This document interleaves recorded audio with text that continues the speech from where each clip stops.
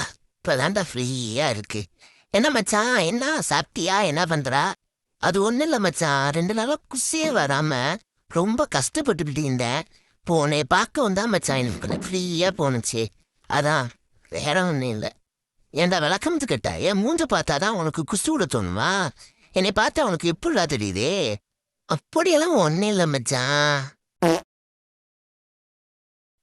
பத்தியா, உன் குரல கேட்டாவே எனக்கு மறுபடியும் வருது பாரு.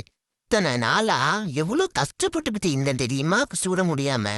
உன்னை பார்த்த உடனே தாண்டா எனக்கு ரிலீஃபா இருக்குது. என்னடா மச்சான் அப்படி கோச்சுக்கிற? நம்மளாம் என்ன அப்படியாடா பழவி இருக்கான்?